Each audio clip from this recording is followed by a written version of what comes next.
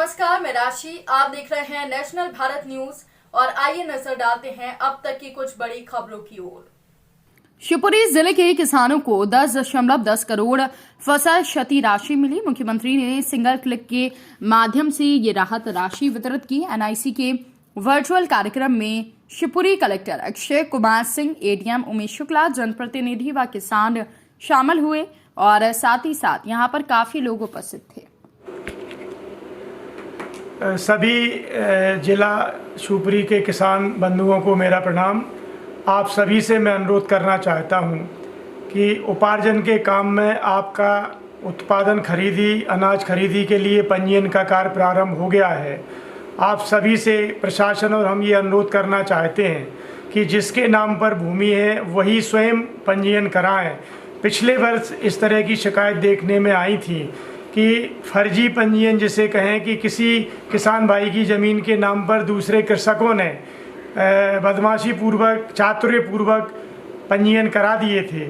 उससे तकलीफ़ ये आई थी कि जब भुगतान का समय आया और वेरिफिकेशन किया गया तो वह भुगतान भी रुके थे और उन किसानों ने भी शिकायत की थी जिनके नाम से अलग व्यक्ति, अलग किसान ने किसी ने पंजीयन किया था। तो आप सभी से अनुरोध है कि आप स्वयं अगर ज़मीन के मालिक हैं तो अपनी ज़मीन का ही पंजीयन कराएं। किसी तरह की इस तरह की हेराफेरी में न पड़ें ताकि दूसरे कृषक बंधुओं को भी परेशानी ना हो और आपको भी इस तरह का कोई कलंकित कार्य करने के लिए अन्य किसी के समक्ष शर्मिंदा ना होना पड़े।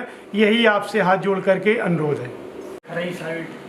शिवपुरी जिले के कलेक्टर के रूप में सभी किसान भाइयों से अनुरोध करता हूँ कि उपार्जन के लिए पंजीयन की कार्रवाई चल रही है और अगर उपार्जन सही होना है, सही व्यक्ति की पूरी खरीदी होनी है और गलत व्यक्ति को बेचने से रोकना है तो इसके लिए ज़रूरी होगा कि पंजीयन सही हो।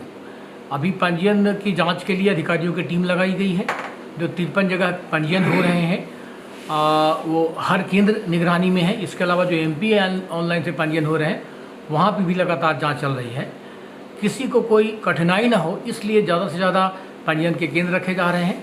पर पिछली सालों का जो अनुभव रहा है वो ये है कि पंजीयन में गड़बड़ी होने की वजह से खरीदी में गड़बड़ी हुई थी और जिले को शर्मिंदगी झेलनी पड़ी थी।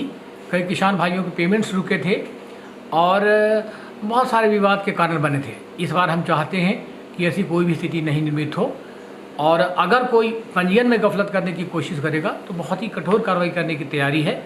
माननीय जनप्रतिनिधिगण भी इस बारे में अपने अपने स्तर से अपील जारी कर रहे हैं। एक बार पुनः सबसे अनुरोध करूंगा कि सही पंजीयन कराएं। जिसके खाते की जितनी ज़मीन है वो स्वयं ही पंजीयन कराएं ताकि किसी और को कोई गड़बड़ी करने का मौका ना मिले। धन्यवाद।